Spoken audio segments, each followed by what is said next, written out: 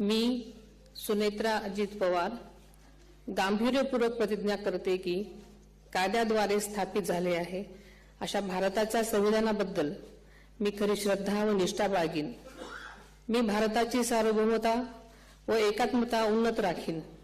मी महाराष्ट्र राज्याची उपमुख्यमंत्री म्हणून माझी कामे निष्ठापूर्वक व ससद्विवेक बुद्धीने पार पाडेन आणि संविधान व कायदा यानुसार सर्व तऱ्हेच्या लोकांना मी गांभीर्यपणे व निपक्षपातीपणे तसेच कोणाच्याही विषयी ममत्वभाव किंवा आकस न बाळगता न्याय वागणूक देईन।